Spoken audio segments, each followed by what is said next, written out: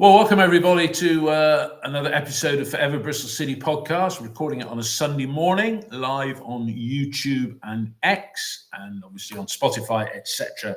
later on today when I get around to uploading it.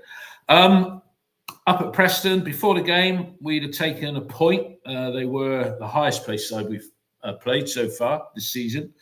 And it finished at Deepdale.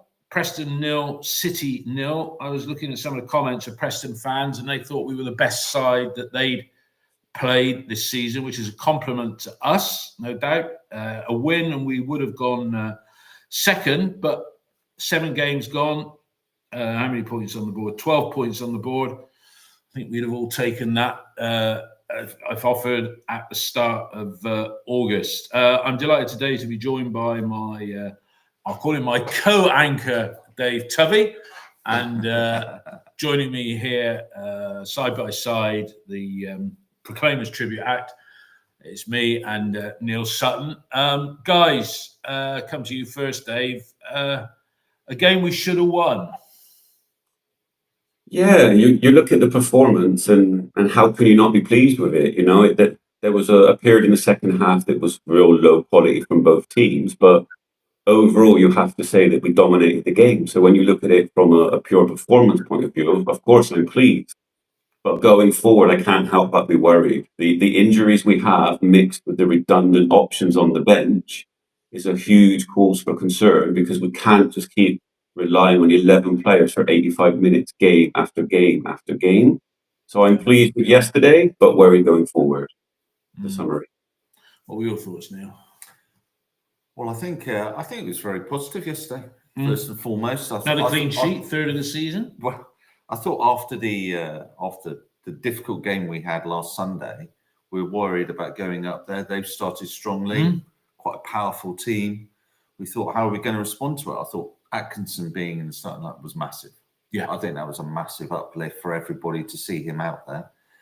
And Struberbull, start of the season, we thought, well, it's going to be slightly chaotic and we're not going to know what we're going to get and all the rest of it. But actually, I thought the team, responded to last week in a really positive manner and could have actually, gone on and won the game. The fact, what we have an issue with, obviously, is the 3 draws that we've had so far, all winnable. To a different degree. The Charlton one. No, I look at it and say Derby and yesterday, we deserved to win both of those games, but we didn't. When Reece isn't on it, and he hasn't been he set some high standards at the start of the season, and he hasn't been quite on it last couple of games rather. But you see the drop off, don't you? If he's not there, Messi doesn't take the chances that we'll come to, then there's just this element of who else? Yeah. Who else is going to step forward in the team? And then you see the timing of the subs yesterday, 80 minutes. And you think he hasn't got much confidence in that bench, has he? And in the strength and depth. So you think, we'll see where we go January.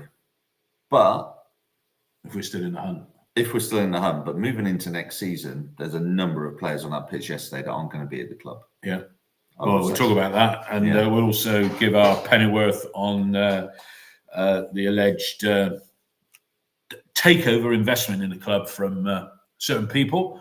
And somebody also questioned why we haven't been more questioning as to why Brian Tinnion's still around at the club. Because he is. As simple as that. Yeah. And look, I've said, Bristol Git. I've said, at the end of a sentence. Yeah. Okay. Foxtrot Oscar. I wasn't going to say that. Stupid boy pipe. Dave, the lineup, it's sort of picking itself now. He did say to us pre-season he wasn't a man for putting square pegs in round holes. He signed a left-sided defender, but still we start with McCrory on the left. And was there a case based on last week's performance for, maybe not starting with Sykes, and just shuffling it around? But he kept the same team pretty much, didn't he? Well, let me ask you a question. If you look at the subs bench, Armstrong, Cornick, Malulu, you, Pickover, Neto, Roberts, Tanner, if you say that if we assume that Borges is not quite up to speed yet, who would you bring in? Would it be you who has no goals and assists since February? there is a clear gap between the starting 11 and everybody else. That the side right now picks itself, and that's an issue. You know, it's literally like nobody looked at that side. And there's nobody really that's competing for places. You last week against Oxford had enough time on the pitch to make a case, and he didn't. And ultimately, that is the issue with the side going forward: is that the first 11 now picks itself. And in summer, we were talking about having a strong squad, and yes, we have injuries, but the bench at the moment is short of where we need it to be. What did you think? Starting lineup, Peckover keeping a place on the bench, but are we that's because Bird's injured. Yeah, you know, you look at it, and there's nobody from the under-21s other than Peckover, who looks out, and I've seen Peckover play a number of times for the under-18s. And yeah, he's definitely physically, and I saw him at Aldershot away at the start of last season in a friendly there as well. Something about him, definitely. And there's some good players. I mean, that under-18 side last season won the National League, Prem 2. You know, there are some good young players. There's just a bit of a gap between the is that physicality or ability? Because for Peckover, or give us a couple of other names that. Ruben Shepherd is a really good, bright lad as well. Unfortunately, plays in a bit of a 10. Physically, a bit different to him. Luke Skinner, very good young forward, 17 on loan at Western-super-Mare. Probably no less physical than Sam Bell was, to be fair. Yeah. Oh, he's definitely bold. He's bigger than Sam Bell. Yeah. When you look at Peckover, when you see Peckover as well, when I first saw him at Aldershot and he was 16, he's a big unit. They're solid. They're almost like the Josh Stokeses. Yeah. You know, you look at Josh and he's physically. And Earthy was a bit like that as well, like quite. Yeah. With it. So, but without it, you know, the injuries, and we'll come to the injuries, they're just forcing the starting 11. And as Dave quite rightly said, they're forcing the starting 11 and they're forcing the bench, because who else have you got? It's, you know, the under-21s really are last year's under-18s. Yeah. To a great degree. They gave 10 of the under-18s contracts last year. They'll need some time to adjust to the under-21s. They might come through. A few of them have gone out on loan, but other than that, it is bare. The cupboard is bare. I mean, the thing that's worrying for me is that, you know, if you look at the bench, he signed Borg.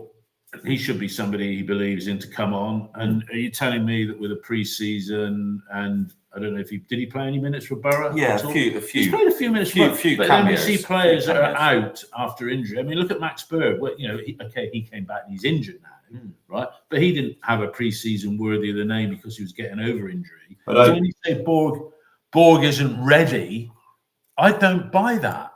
I mean, if you take a look at his, I mean, how many minutes did he play, like, before coming to us? You're talking on the 23rd of August, he played 1 minute. He played 1 minute on the 16th. Yeah, he played his last 90 minutes was the 12th of August. You're coming to a new team with a new way of playing. And, it's not like just drop them in and hope they play. They've got to be up to a certain tactics, certain standards, a certain level of fitness. I would expect him to start playing sooner rather than later, but I think it's fair right now to say he's not just ready. But if he doesn't start playing soon, then the question is why? You know, what was the point if you're not going to play him? But for now, I think he does get just about the benefit of the doubt. But clearly, he's got no confidence in Mayulu and Armstrong, and then you've got Cornick on there as well. And, you know, you're just putting bodies on the bench. And I think he would get some credit, because this is going to be a testing time for Struber now, isn't it? When you look at the injuries. Again, we'll talk more about it. But I think he would get more credit if he did, you know, instead of naming those three, maybe name two of them and bring another youngster on the bench, for goodness sake, yeah? Because, you know, you don't know, what was the phrase? You're old. You don't know what you don't know. You don't. Oh no, you're old. If you're good enough, you're old enough, or something like that. Yeah. But you know, I think we're done with at least two of those three that are taking positions on the bench. And I said the other week, you know, with Borg, right? Could we have moved Roberts on? You know, paid half his wages somewhere else, and we've got two players. If you look at the cost of those players on the bench that clearly Struber has zero confidence in, the weekly cost of Armstrong, Cornick, Mayulu, and Roberts.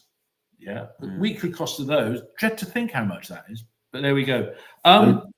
Dave, we don't normally talk about the ref early on before we get into the action, but Bobby Madeley, is he a Premier League ref? Madeley, or is that a bit of a joke? He thinks he is. I don't know where he normally referees, but I wouldn't say he's Premier League standard. What did you think of his performance yesterday? I don't think he's a typical referee, really. You know, some would say if you're annoying both sides, you're not doing a terrible job. I don't think the referee was that much of a factor in yesterday's game. You know, at the end of the day, we played well enough. We should have won it. And it's not like we can say we didn't because of the referee. So I didn't really notice him, if I'm honest. I often say that to you. It wasn't. I know other people felt he was terrible yesterday, but it wasn't something for me that was really that much of an issue, even if I didn't think it was particularly great. Yeah, it was interesting. A Preston fan commenting said the referee was crap for both sides. So that's good. Let's get into the action then. Early start. We were on the front foot from the off, Neil, weren't we? We were. We started really positively.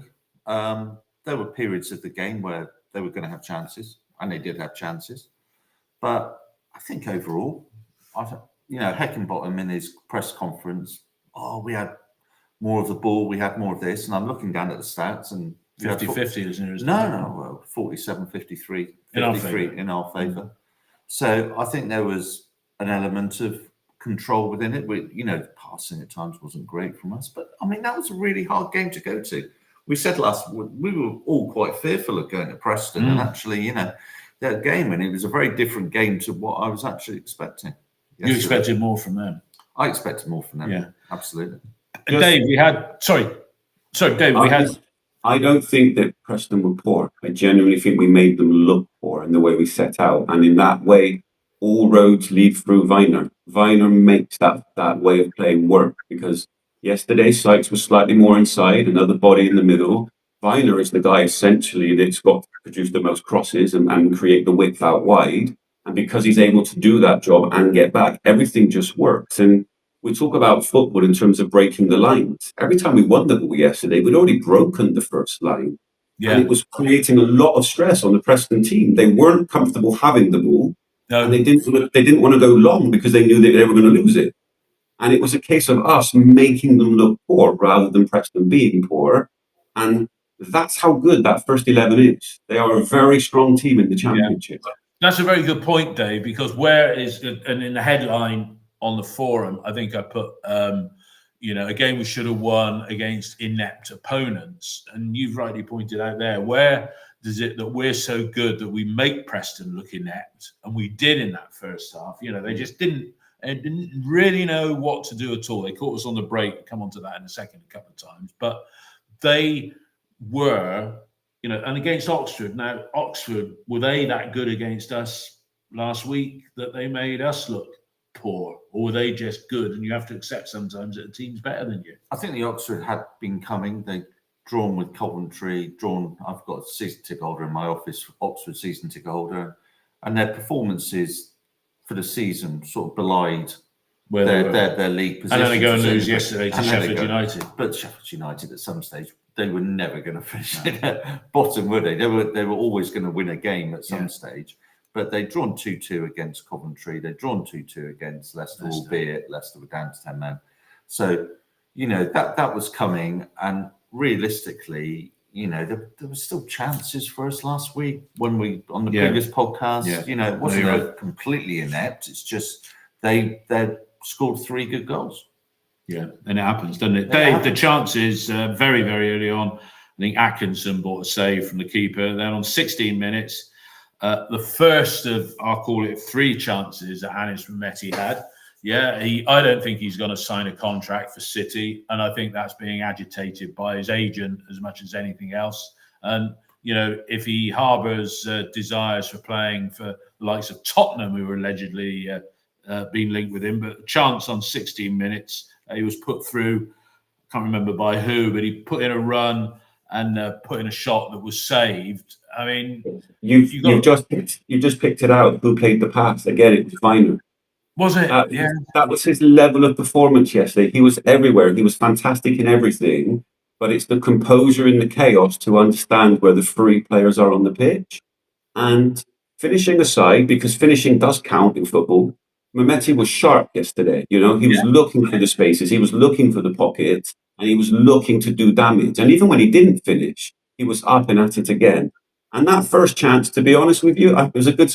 Was it just wide or a good save from the keeper? I can't remember, but Yes, I even say. good finish. Exactly, it was a good finish from outside the box. You know, sometimes you ask the question, and the keeper was equal to it. But I thought that was a good summary of how we were trying to play the game. Win the ball, look for the space, attack. And it's exactly what you want to see. And it's why sometimes watching it is exciting, because you always know you're one or two passes away from a chance on goal. You know what? I think what Mehmeti really benefits from is the running of Reece in front of him. I think Reece drags players away. He's an intelligent runner off the ball. And because of that, it's freed up a little bit more space for Anis this year. Last year, we were a little bit immobile up front, and Wells's running wasn't quite as impactful. Well, Wells when he was there, or Sinclair or Fally, whichever we want to say, those three last year. The running of Reece this year, he drags players away and creates that space for Mehmeti in a way in which he just didn't have last year, I think. And because of that, you know, and we'll come to these chances later on in the game, but he's finding space at the back post as well, in a way in which he wasn't previously sort of doing that as well. So that's something they probably worked on. Yeah. So although Reece wasn't 100% yesterday, his movement made his movement. He's such an intelligent player out there as well, and he's got maybe a 6 or 7 out of 10 sort of pace. He's not completely sort of rapid in a way, but when he has a physical presence out there in a way in which, you know, we perhaps haven't had for a while. Yeah. Allied to it, so the defenders are wary of him, and you can see he drags that many players out of position. Yeah. With his movement. He does so much. He does so much dirty work. You know, ultimately, players know, or the defenders know, that he's good for the ball in the channel. So they're having to step off their heels slightly. They're having to back off just a yard, and that's enough to create that space for Anis and Twine to get to work, and it creates that space. It's really noticeable to me this season. The pitch just feels bigger. It feels like there are holes where there weren't. And you know, Naki Wells was a fantastically intelligent striker. He was not necessarily one that was going to do real damage in the way that Reece can running the channels, and it does make a difference. Yeah, you're right. We had another chance about 4 minutes after that, Dave, and Sykes much improved performance on last week against Oxford, but he set up McCrory for a shot which did go wide. How did you rate McCrory's performance yesterday? I put him in when I see McCrory on the left, it's very much the plus minus category. Like, he had an opportunity early on with a left-footed cross that he put in far too powerfully on his weaker foot, but at the same time, he's also getting it at the back post, creating headers, creating overloads. And if you look at McCrory as a whole of a game, he was in the plus when he plays on the left-hand side. In my opinion, he's a better player on the right, but he's more than acceptable on the left, and he won his own personal battle yesterday in that way. And Sykes, I think we're seeing an evolution of a player that could just well be the second centre forward going forward.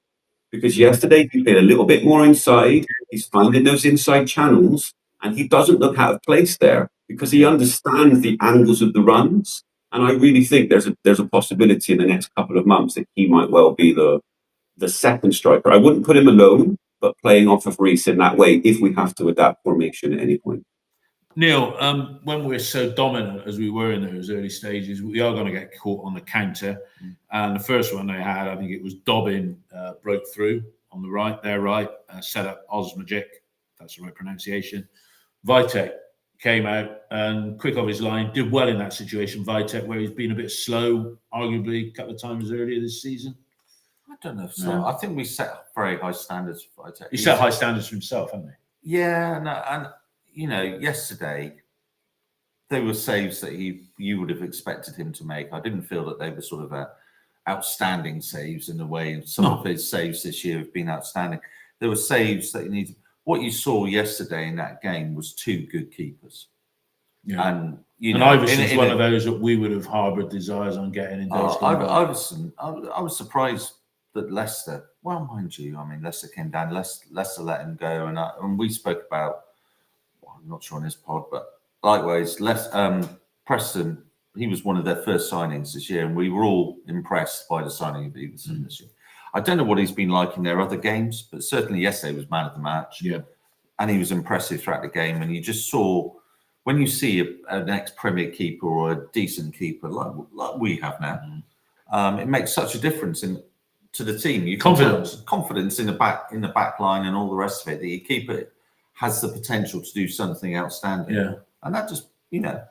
I mean, that's the thing about Vitek. He's only a youngster, but he's a confident lad. I know Three Peeps, was it Three Peeps or One Street, did an interview with Vitek, and he's just, for his age, he's just a very, very, very confident lad. And I don't know, he's a keeper, haven't you? Yeah, and O'Leary, I don't know the guy, but he doesn't strike me as somebody who'd be authoritative or a big voice at the back and that sort of thing behind the defenders. Knight put in a cross, McCrory headed over. I think that was him coming in on that left side, as he does so well.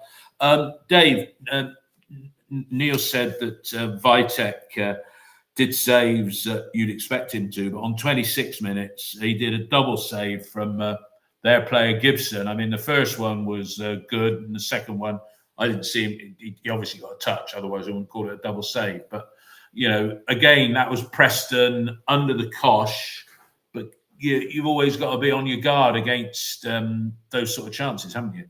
Well, teams are always going to have chances in football. They're always going to create their own moments, and Vitek is a high quality keeper. You know, that if the first one he gets down to, it's a sharp save, but if he lets it in, you'd be saying that's a poor one to concede. Neil is completely right in that respect.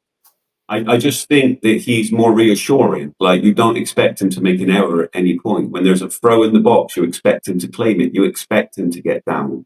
And he's created that expectation that when he does get beat, it's a shock sometimes. You know, you don't expect him to concede anything easy, and it makes for a more reassuring defence, knowing that when you can get forward, he's going to be around to make sharp saves when it's necessary.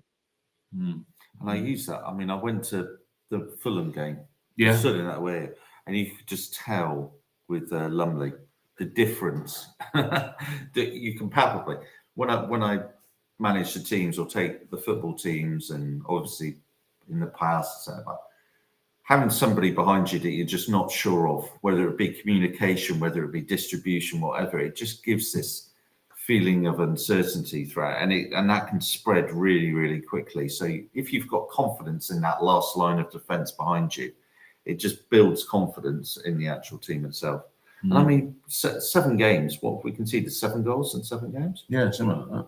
So 3 clean sheets. And 3 clean sheets.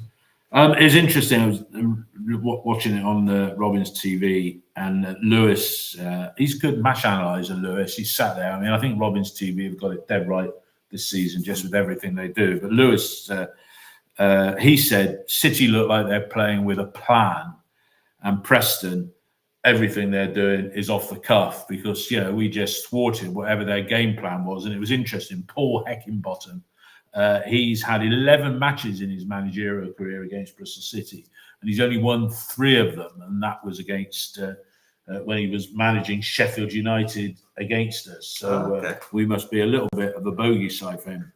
Okay, cometh the hour, cometh the man, or cometh the hour, cometh the twine, or to be more precise, cometh the 35th and 38th minutes, cometh the twine. Mehmeti burst through the middle on 35, Dave. Brought down by, I think their skipper is Whiteman, isn't it? Yeah, the Preston skipper, he said, looking frantically there. Yeah, Whiteman's skipper. I think he got a yellow card. In fact, he did, because I've marked his name in yellow on my bit of paper. We're in twine territory for that first free kick. He did all right, didn't he? Did enough? There were 2 free kicks yesterday. Was that the one that was straight at the keeper, or the one that was just wide? Twine free kick. Yeah, it was on 10 minutes before half time. And it was on target, but it was straight at the keeper. But well, it depends how you want to judge him. Do you want to judge him to every other free kick taker in the world, or do you want to judge him to himself? Well, you know, at the end of the day, he put it at the keeper, and that's poor for Twine, shall we say. You expect them slightly better But than then, that. just after that, and I said, cometh the 35th minute, 38th minute, McCrory put in a cross from the left, and Twine put a limped right foot at it. That was the chance of the half there, wasn't it? Yes, would you agree with that? It was actually an excellent move as well. I believe we won the ball high up, and it was pass. Again, McCrory on the left, a left-footed would have been an assist. But it was part of the final third yesterday. Every time we got in and around the goal, it was either not anticipating or snatching at it. The composure had gone. You know, it was infectious through the side. It was every time there was an opportunity, just lacking that composure. He probably could have taken a touch. He probably had enough time for that, but he just snatched it, and it comes to nothing. But it was easily our best chance of the half, and it was disappointing not to take it. What did you think, Neil? The free kick. I mean, you always hope he's going to score, and he's got a bloody good record from there. Beat the wall, but didn't beat the keeper. In some ways, it's like the Vitek situation, isn't it? You know, you've got this situation now where you've got a keeper behind, and you have these high expectations, and you build confidence on the fact that you're expecting him to do these sort of things, and when it doesn't happen. With Twine, when he finds himself in that situation now, I think it's still the stat is that he's got the most free kicks, hasn't he, in the EFL? Sort of over the course of his career, they do this compilation on YouTube now, where something like 16 or 17 free kicks that he's actually scored with. And when they don't, like the Oxford one, you know, that clipped off the top of the wall, the guy got the head in and just sort of jumped at the time. He sets high standards sometimes, Twine. He started the season strongly, and then the free kicks haven't quite been to his usual high standard. But the thing is, those free kicks, they need to be completely on point, don't they? You drop 5 or 10%. If they're not quite there, you're not going to score. All right, well, it begs the question, and I'll ask you in a second, Dave. What did he do yesterday? Somebody put on one of the threads, might have been the matchday thread on OTIB, that his game, he's running around more than he did. I don't think he did a lot yesterday, to be honest. He's sort of no, but then it's the same case in a number of games this year. I mean, the problem you have is that Stokes is injured and Bird is injured. So in the same way at the start of the podcast, when we were talking about the first 11 pretty much picks itself and the bench pretty much picks itself, Twine starting pretty much picks itself. So if you don't have Twine starting, who have you got there? And okay, maybe you put Hirakawa in that position, but realistically, as David said, no assists. Well, he scored a good goal in the cup against Milton Keynes when he came on with it, but a very different player. And then what would happen if we got a chance on the edge of the box and it's a free kick? Everybody would be looking, where is it? No, you're It'd right. be like QPR last season, wouldn't it? We get it on the edge of the box and we bring Twine on to take the free kick, and he scores with his first kick at goal, doesn't he? Yeah. Almost like hockey, you know, penalty corner. But you know, you've got to have Twine on that pitch. Yeah. At the moment. Yeah. I mean, he set a standard in the first few games that we said it looks like he's got, he's starting to look like the player that is a circa £3 million signing, not like last season when he was pretty ineffective.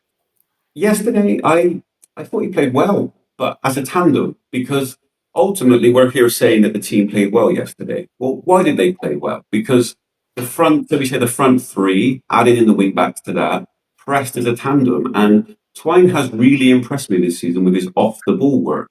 He's on it. He knows when to press. He's very intelligent off the ball. And ultimately, Preston had the ball. And at some point, it was him or Reece or Anis making them go long. And essentially, our centre-backs were winning those balls. And it was Knight or Randall essentially having the ball already broken the first line. And that was why we looked so good yesterday. And Twine is an essential part of that. Could he have done more on the ball yesterday? Perhaps. But I still think he played well yesterday. And it wouldn't be, for me, where it was Twine yesterday. I think he was very, very effective in what he was being asked to do off the ball.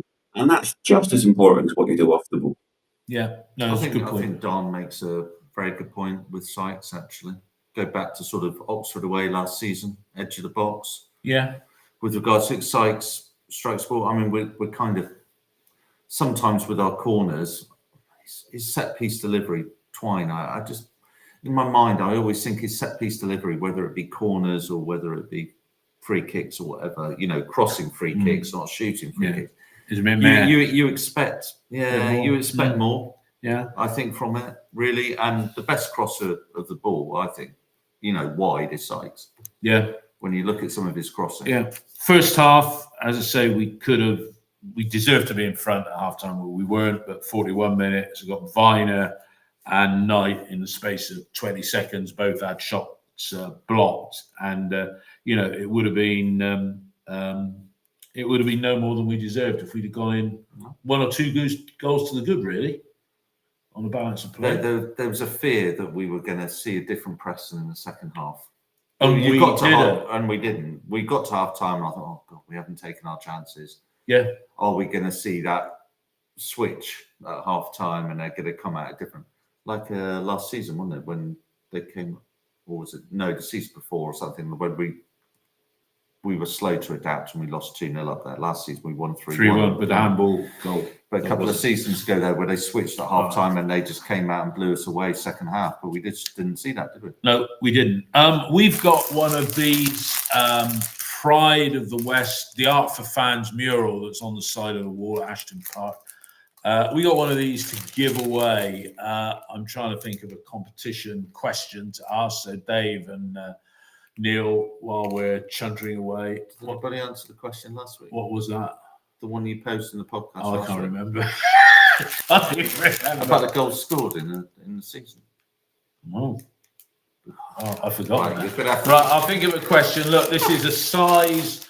I've got 2 of these from Adrian. This is oh, that's my one. That's an extra large one. Mel, my partner. We got 4 T-shirts. And Mel, my partner, she's put the white. She commandeered the white one yesterday. It looked very nice in it too. But the label on the white ones is on the back. So she's going around with Pride of the West on her back at the moment. And another thing, it's 11 years ago this week that I got given the all clear after having had prostate cancer. Yeah. So back in 2014, I got it. I had it all dealt with and everything like that. So guys, if you haven't had your PSA and you're aged over 50, get it done. But I'm having a bit of a clear out at home, and Neil is going to model this for me. Oh, right. I want somebody to bid. It is very, very nice. I want somebody to bid. If you're watching this, you can see this. But a few years ago, somebody did the Bristol City mishmash, the history of the Robins in one image. It's framed. It's a good metre by 80 centimetres. I've had it hung up for a bit. It doesn't fit the vibe that I'm trying to create in my study at home. So if somebody wants to bid, let's start the bidding at £100, right? It's all going to Prostate Cancer UK. You can send me a check with Prostate Cancer UK.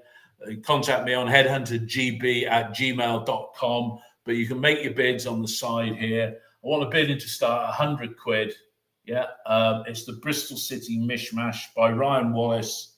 Lots of it's good. It's just not doing it for me at home. But I want to give something to Prostate Cancer UK, and it would be nice if we could raise a little bit of money for that. Neil, if you'd like to stand that down, that would be absolutely brilliant. I've got another thing here as well, actually.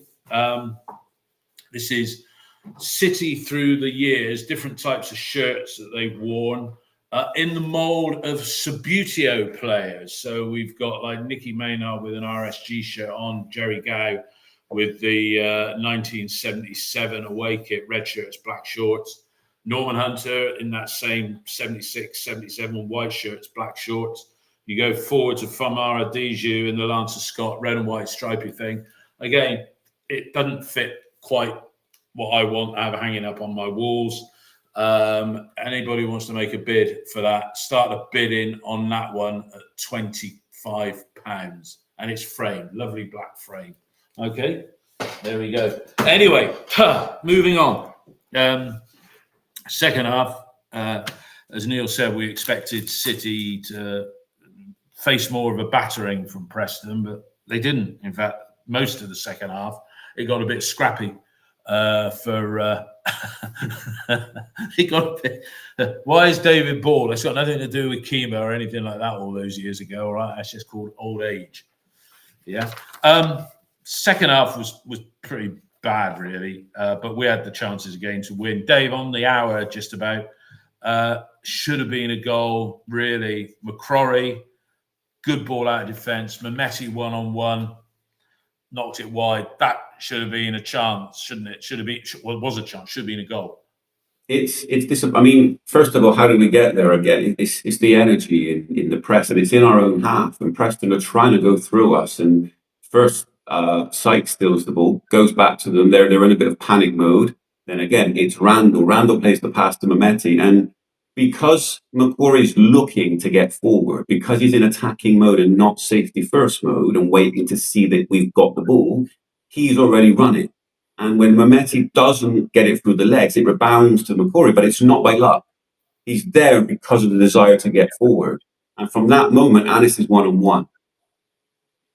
It's not a poor finish. You just need a better finish. You need it to be on target, and it's not. And it's just one of those days, you know, you've put yourself in position, you're playing well, but finishing is part of playing well, it's part of football, it's very important, obviously, and he's put it wide. And you need to be taking those chances at this level, especially away from home, because you just don't get many. Yeah, I mean, that was categorized that as in my book, categorized that as a bad miss, really. But there we go. They had a chance shortly after that. Osmajic wide. I mean, we were worried about Osmajic because he's a bit of a bully. He's a biter as well, by all accounts. Yeah, Neil, you said it was critical that Atkinson. I think. And Osmajic was no threat, really, was he? No, I mean, Atkinson is that physical defender at the back, the strong, robust. He's quicker than people think as well. You know, he's got a little bit of a shuffle run, Atkinson, but it's rare that people beat him for pace in relation to it. And I think it just gives that sort of that balance, having him on the left, and you're not messing around like we had to last week with moving Viner and causing, you know, a little bit of disruption there. But he's one of those players that you look in a team, and if you're starting a team and you're looking around, all right, we've got McCrory there. Yeah, we've got Battler. Yeah, we've got Atkinson there. Yeah, okay. We know what we're going to get with these sort of players for the day. And if we're going to go in and we have to mix it and we have to be physical, him and McCrory, they're the type of players you want out there. They're the type of players that are going to actually give you a bit of physicality on that pitch. So it was massive yesterday, massive that he played. That chance yesterday, that particular chance was the one time that Preston managed to manoeuvre the ball and then put it in a position where Atkinson and Viner were exposed, and Dickey was essentially left 2-on-1. Because if you looked at Viner on the other side, he was playing catch up. The ball had managed to go over the top, and Atkinson had been removed from the game, and Dickey was slightly exposed. And that comes from a whole team press and something not quite being right, or Preston actually playing some good football. Yeah. And essentially, it was the only time in the whole game that it happened, really. The one thing I'd say about Dickey sometimes, he can be a little bit ponderous at times, can't he? When he does look. When there's that time when the ball sometimes, you know, he lets the ball bounce sometimes, and then can be sort of caught. And we've seen it a number of times over the seasons that he's been here. He's still a fantastic signing for us, fantastic pickup for us. But when the ball, and then and yesterday when that ball came over the top and he just head the ball, and no, he lets it bounce, and then he's at 6s and 7s. Well, and you just see that. I've never, when that ball was so slowly, wasn't it? And you're just like, please don't spin, don't hit a divot in the ground and like divert or something like that. As it slowly sort of dribbles past the post. And you're like, oh, thank goodness for that. Yeah, we're waiting for substitutions. And we could time it to the second with good old Liam. But 84 minutes before we had the double substitution, Knight and Reese going off, Armstrong and Tanner coming on. I read somewhere that that's the first time that Jason Knight has been off the pitch for any minutes since April last year. Mr. Duracell Bunny has has got an injury, and it's not looking good. We'll look forward to Tuesday. But did you see any signs of his injury? And I didn't. I can't say I was focused on the game, but was that a surprise, Dave, when he went off? Or I didn't see that he was injured, but there is a. We've been asking for a few weeks to say, like, should he be coming off here? Should he be getting rested here? And then yesterday it happens, and it's like, yeah, not like that. And I think that Knight picking up an injury, can you say it's because he's been overplayed? No, but it doesn't help. He played 2 games for the Republic of Ireland. He never gets a rest. And we've been saying for weeks it catches up on you. And maybe yesterday he gets injured anyway. It's impossible to tell.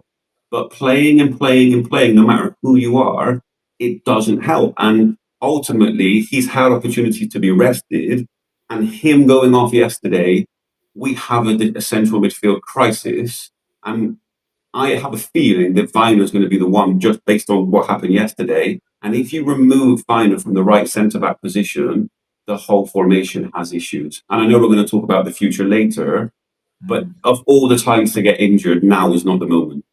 Yeah, I mean, Robin's Nest has said on the text feed, sounds like a groin strain from what there is. 2 games in the space of 5 days next week, isn't it? Well, is he Robin? Tom's made a point. Tom at Robin's Nest, has made a really good point with it. For me, groin injuries are generally a sign of sort of fatigue. You've overstretched or whatever like that. It's not going to be an impact injury in the same way. It's not going to be like a knee that you've got it cut, got your stud stuck or whatever, or you've turned or you've taken a bash or whatever to it. A groin is you've overstretched, you've strained or whatever like that. The fact that they've turned around straight away, I mean, it's a difficult thing to treat a groin. It's not easy. And straight away he's in for a scan. And then you think, right. Okay. But now here's an interesting one. But it's I've seen so groins. Sorry, Dave, you go. No, you go. No, after you. I insist. With groins, what I'd say is him coming off, it didn't when it's a catastrophic groin one, to me, when it's a catastrophic groin one, they don't go off the way he went off. So it didn't look like, a catastrophic groin injury type thing. But it's a number of weeks. He ain't going to play Tuesday. It's a number of weeks. Because the groin is a really tricky injury to treat. Yeah, I mean, it would be. I think we'll be pretty pissed off if the scan shows it's not too bad, but he can't play Tuesday night or Saturday, and I'd take 4 points. You don't think he's nowhere near it? But with the international break coming up, Dave.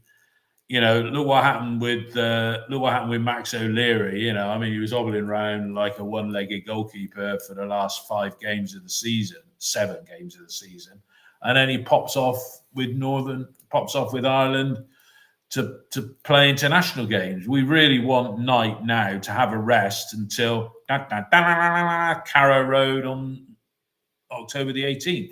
That'd be the best thing. Well, if he's not fit, can we stop him going on international? I don't.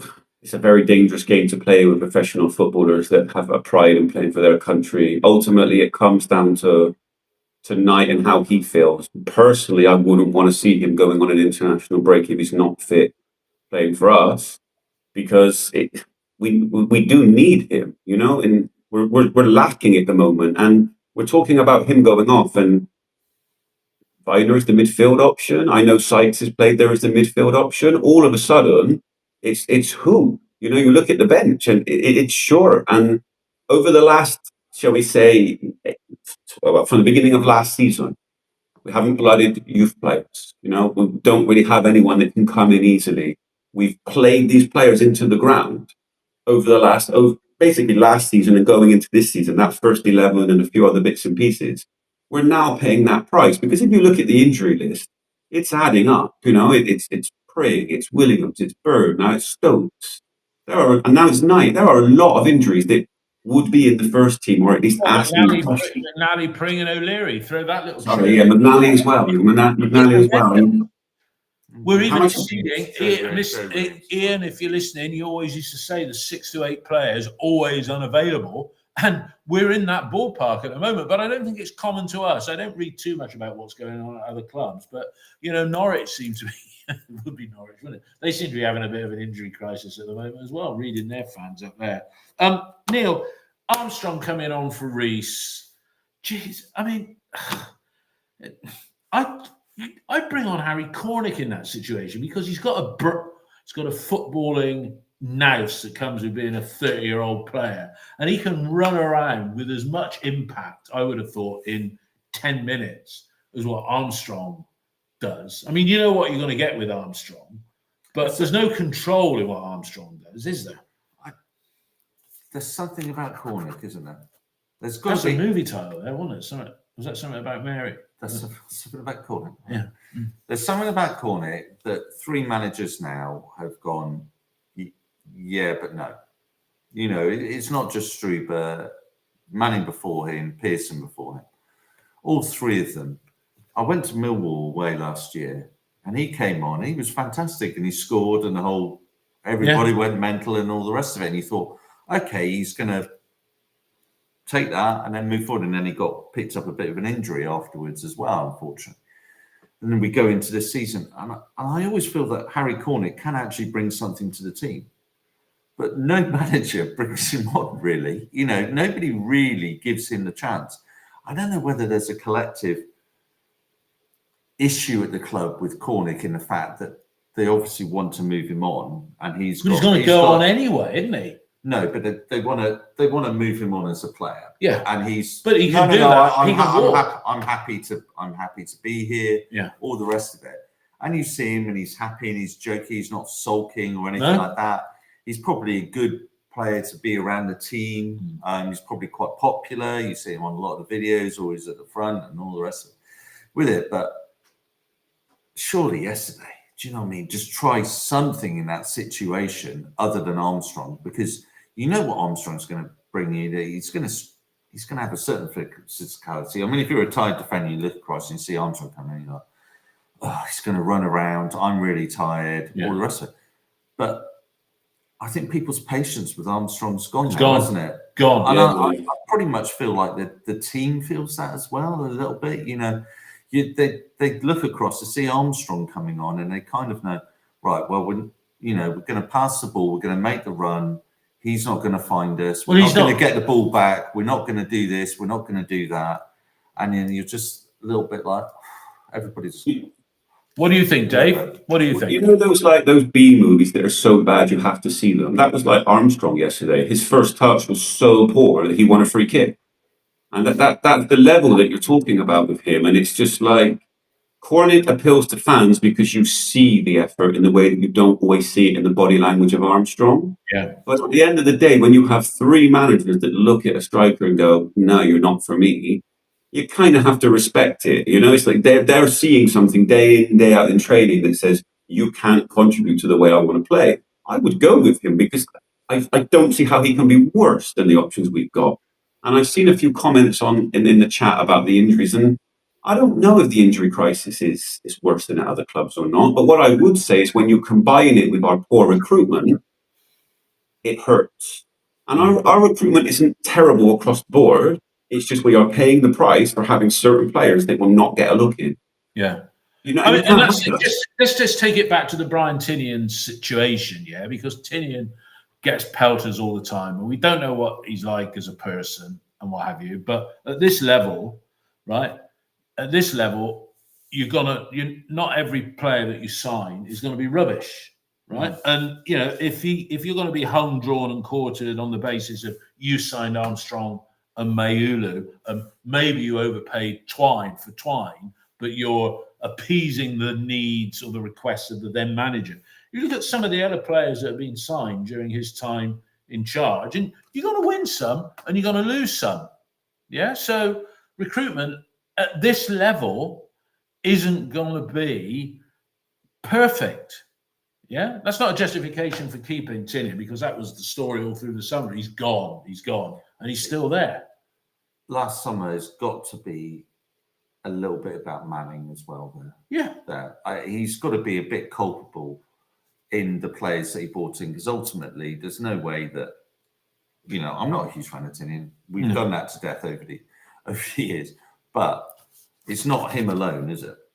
In relation to it, there's a recruitment department there that highlights the players. Then you look at it, you do the due diligence. It's rubbish that they see each player play 40 times. Well, you can watch 40 videos, or you can watch the same video 40 times. Another sort of Tinian nonsense type thing. But with regards to last summer, that has now had the impact that we were the lowest net spenders this transfer window. You know, we only paid one fee, and that was for Randall. Now, of course, there's a wages issue. Reece is, I'm led to believe, the highest paid player at the club now.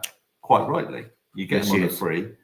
And, you know, you have to pay. You would have given him a decent contract because he would have had offers elsewhere. You snapped him up early because you gave him what he wanted in relation to it. So no player is a free transfer. No. But in terms of fees, those fees that we put in last summer and that we paid for, you know, they've come back to hurt us this summer. And Struber's come in and found that even in the window now, you know, it was 2 loans. Yeah. You know, I know that the Luton lad didn't pan out with regards to it, but I don't know.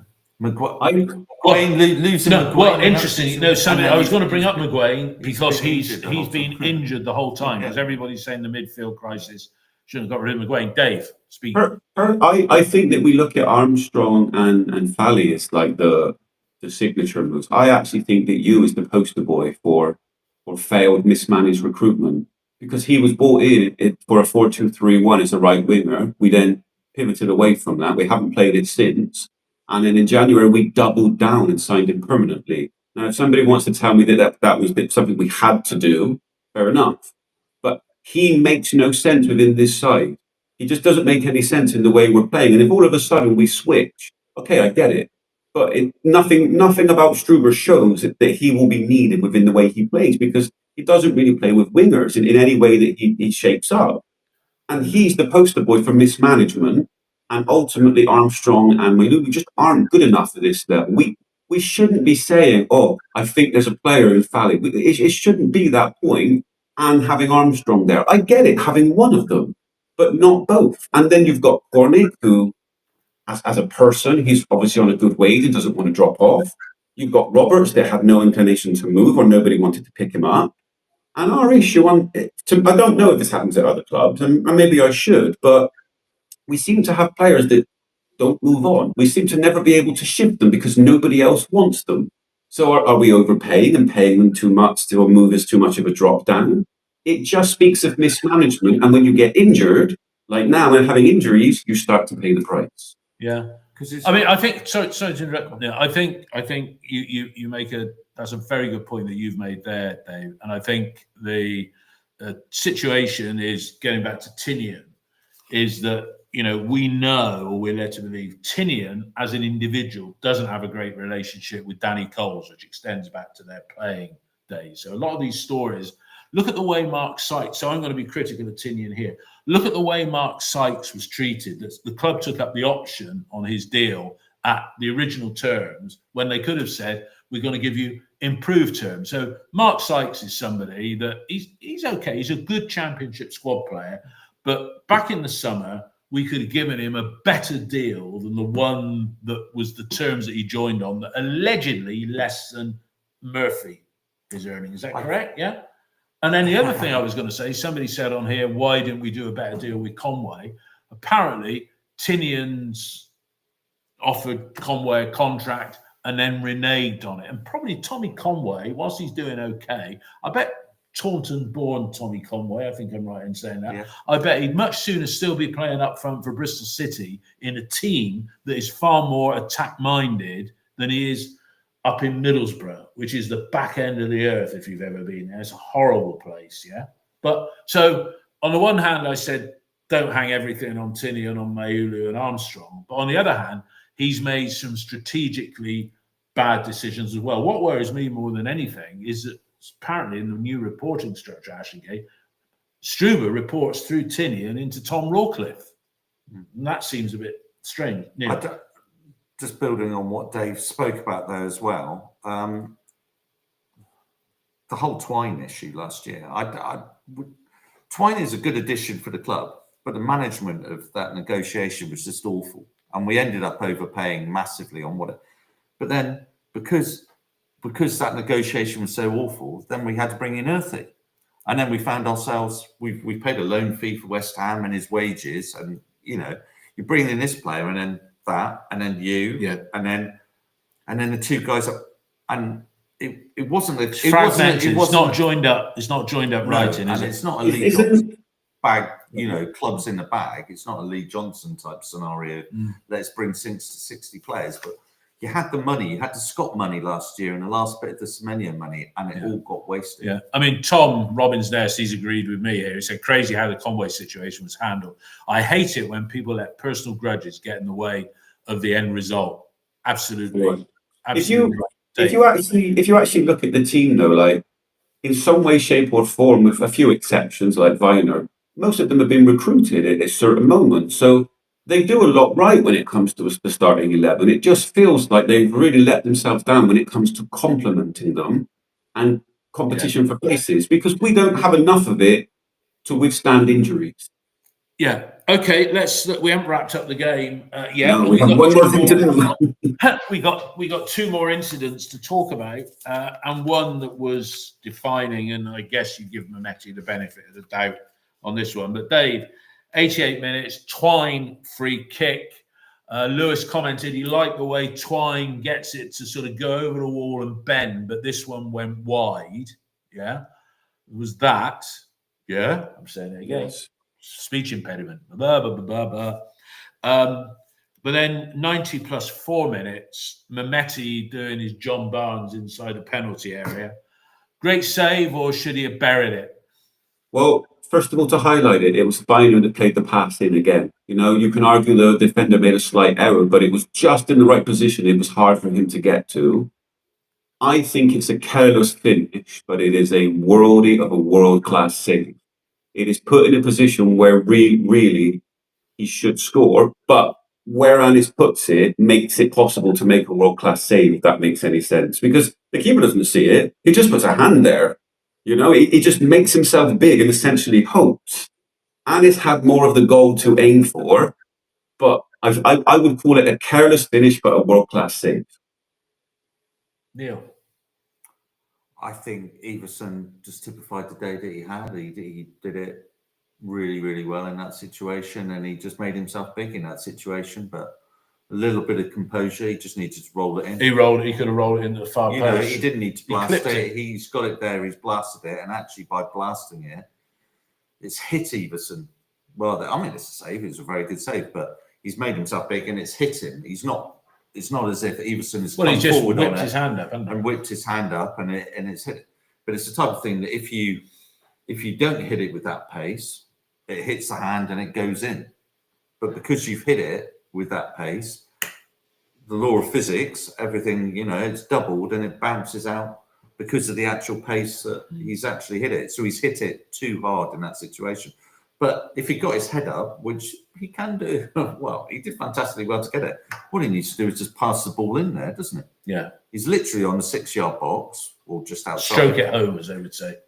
He could have just passed it into that side of the goal, and everybody would go, that's a fantastic goal. And we'd have been fully deserving of the 3 points. I don't think anybody would have argued. And found ourselves in second.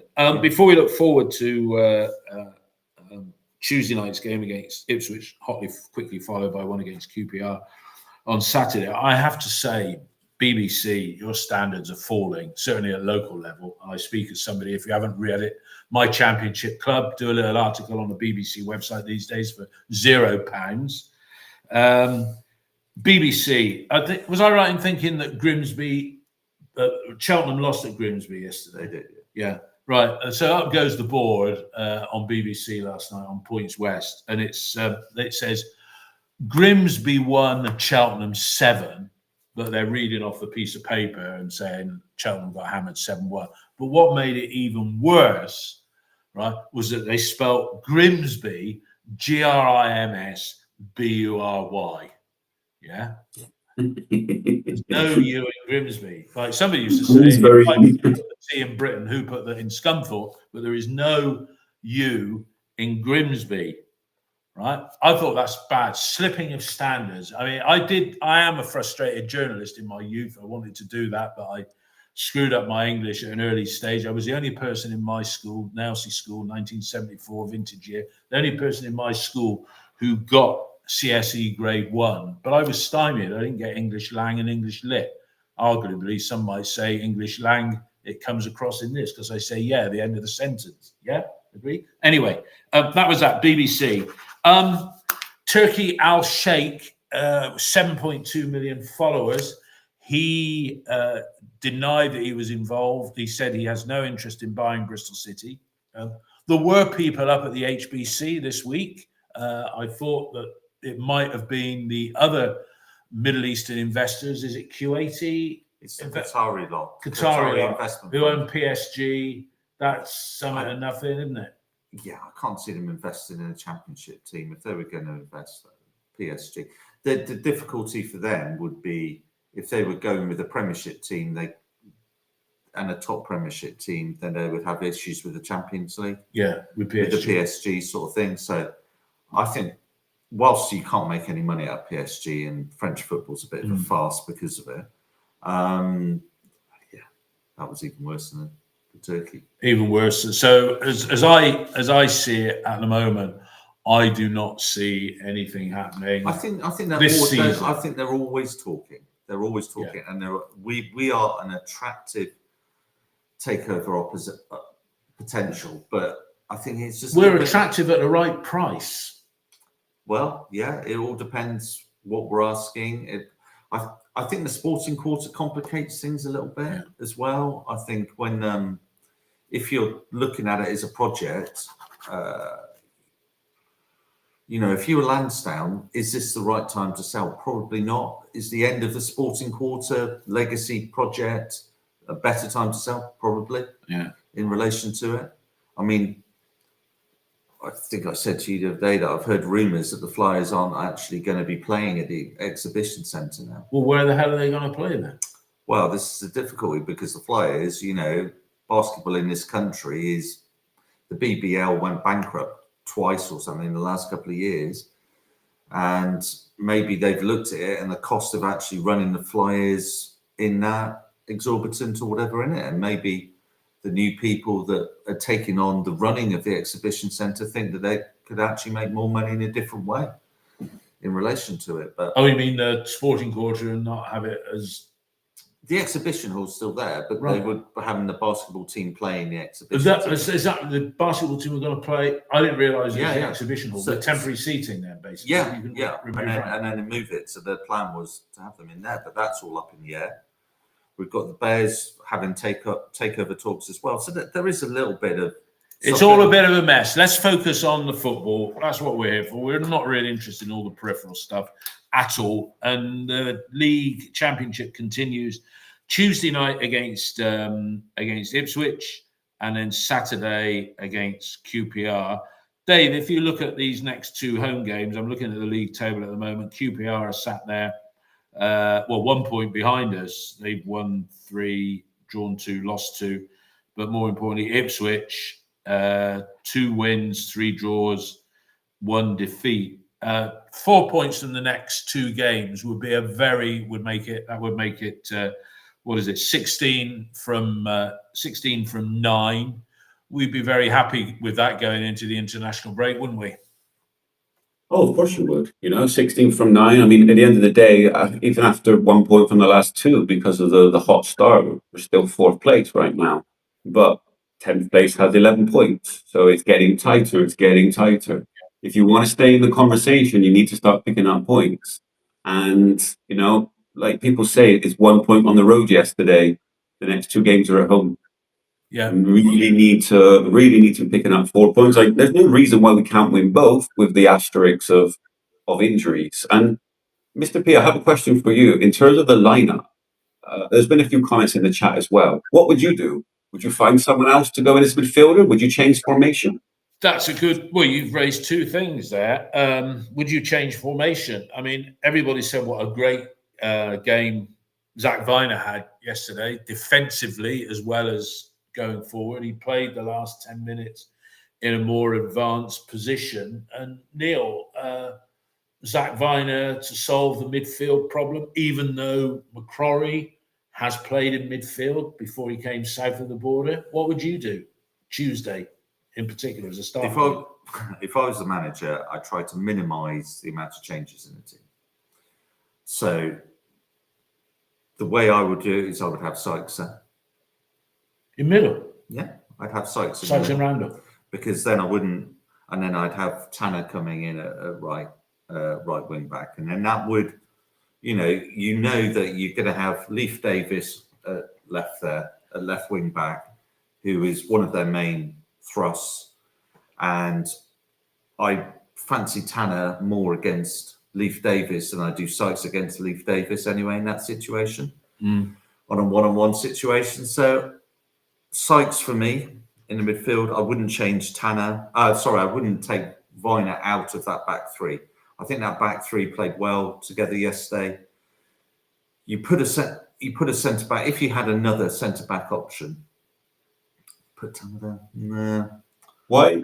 No, I change formation again. This is where Struber shows his capability, doesn't it? Yesterday, Preston played 3-1-4-2 yesterday, I think. I know. Whiteman was he's a holding midfielder, and he played in front of the back three yesterday. So if you're saying we've only got one midfielder, do you play a 3-1-4-2 formation type thing? Do you play the two up front? Sorry? Do you think it's too much to go, say, 4-2-3-1 with McCrory on the right, Moorhead on the left, and Viner in the midfield, and bring you as the right of the three, or is that too many changes for one game? I like the sound of that. I like the sound of that, Dave. What you've just said. I think. Is that just paper football, and it doesn't work like that because it's just too much of a change from one game to the next? Because it makes sense. It's just, is it too much? I think if you really struggle, if we'd struggled yesterday and had the injury, but I thought defensively we were good yesterday. So I think changing the defence around to allow for an issue in midfield. You're already creating an issue in midfield because you're putting somebody new into midfield, and then you're changing your back line as well in relation to it. There's a lot of changes there. What about it depends. It really depends on Struber, what he wants to do at the end of the day. Could you put McCrory there and keep Borges and Sykes? Have them as the wingers and McCrory and Randall together, or is that too much of it? From what little we've seen of Borges, see him as a left wing back? I have to take Rob Edwards' view at the moment in relation to him as a left wing back. I guess it's a dart in the dark. He's just hoping that someone can play there. I feel like he's going to go Viner in the middle based on yesterday, but he is crucial, is making it work. And if it's going to go another, I don't like Tanner as a wing back, but I would prefer that over moving Viner out of the back three.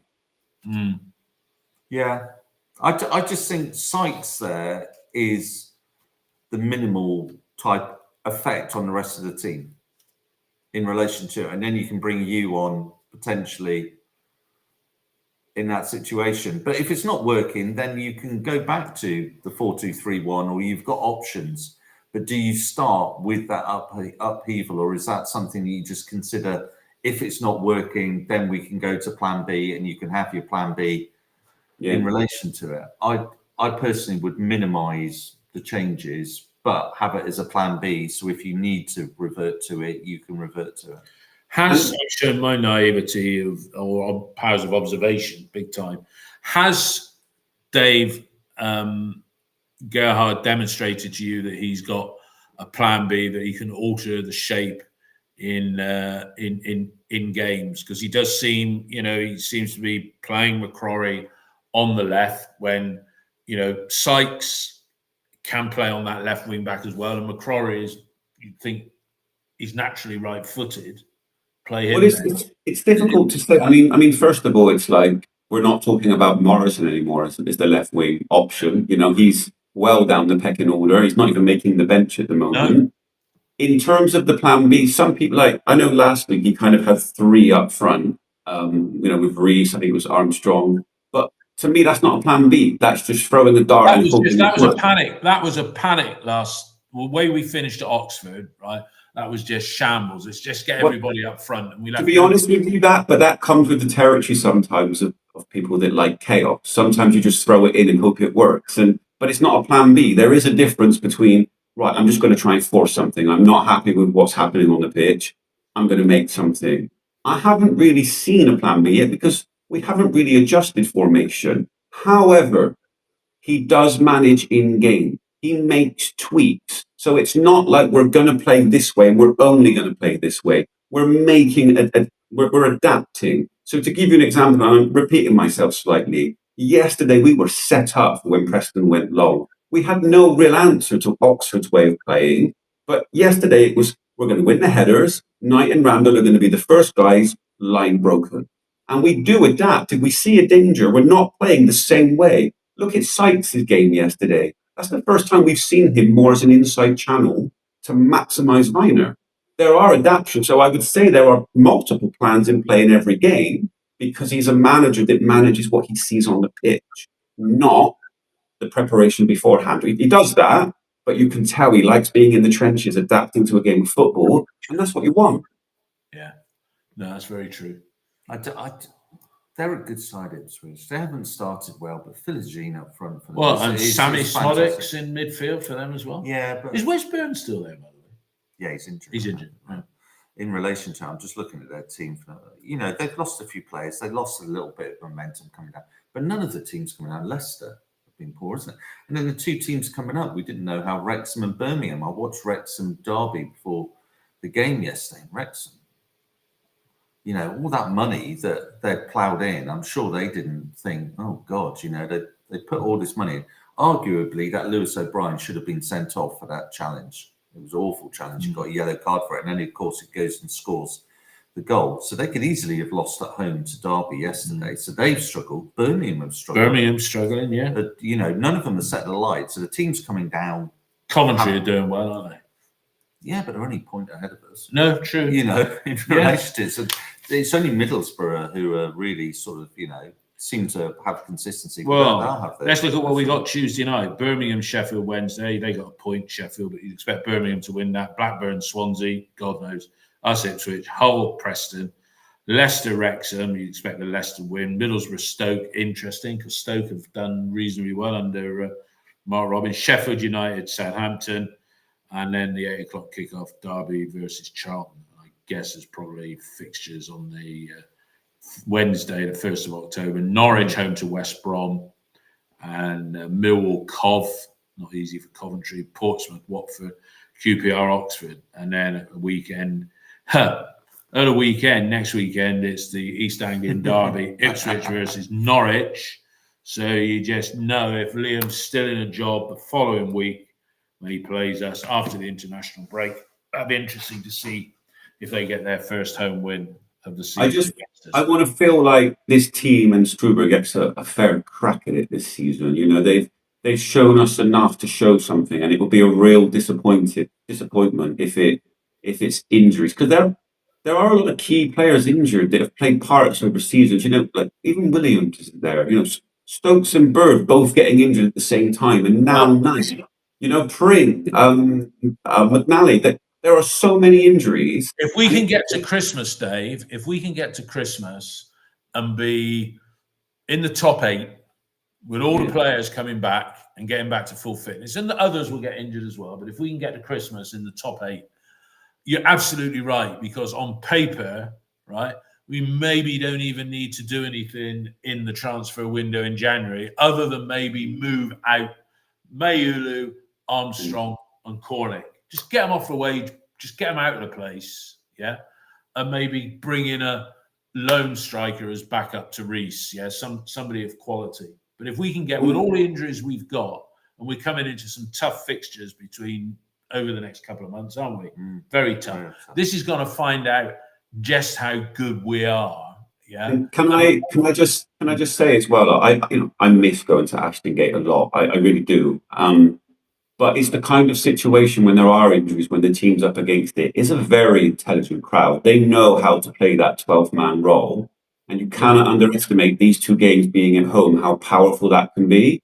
And it's the kind of game as a football fan, it's like, you know your role. You know, it's like, my team needs me right now because they are under pressure and these players are giving everything. And I think the next two games is so crucial. And like I say, there are certain moments not being in Bristol makes me homesick. Seeing these two home games coming you up. went to see your first Bundesliga game yesterday, Dave, didn't you? Yeah. Last week. Last Oh my week. God. Yeah. I said to myself, okay, I'm not going to have love for another team. I'm going to be a tourist. And it took me 17 minutes to start getting angry and shouting at the players, you know? And I'm thinking to myself, I've got a season ticket for this team, and this is some of the worst football I've ever seen. Have I not suffered enough at football? Why have I done this to myself? You know, they won yesterday, but to be fair, the other team they played, Damstrap, they came down a couple of years ago. They looked very good on the counter. They looked very good on the ball, but Dusseldorf do not look good. So it's like, why have I done this to myself? But hopefully it was just a bad first impression, a bit like Randall. And now they'll come on strong as the season progresses. Oh, dear. Oh, well, there we go. Everybody, thanks for those who've watched us record this live. It's going to be up on Spotify later. You can see the little ticker tape thing that I've managed to work out. It says Ipswich Town home, the verdict, 9 o'clock Wednesday. Dave's going to be around for that. I'm sure you will be, Neil, if you're not working on Wednesday. Neil won't be around, so it'll be me and Dave plus Tom, Robin's Nest. If you're around on Wednesday morning, come on as one of our contributors on that. But everybody, look, it's, as I said right at the beginning, I'm not bothered the fact we dropped 9 points. You know, as Dom said, we haven't talked too much about that. You know, we're one defeat in the opening 7 games, and you know we're up there in the top 6. That's where we want to be. Yeah. Next few games are going to be decisive. Yeah, it's a tough league. It's a tough league. We know that. Next few games will be decisive. We're up against it because of injuries. There's definitely 4 players that would be first picks that are not available. Half a team nearly not available. We know we got a weak bench now. Start of the season it looked quite strong, but it's a weak bench. Even weaker bench. Even weaker bench. God knows what's happened to Elijah. God knows what's happened to Elijah Morrison. Really, he's gone tumbling down. As I say, if I was him, I'd be blaming Liam Manning for just parking him on the bench last season, not getting him out on loan like he did with Stokes. And Stokes would be ready for first team action were he not injured at the moment. So it's tough times, always tough times. But everybody, have a good week. We'll see you all on Wednesday morning with a review of Mark Ashton's Ipswich Town.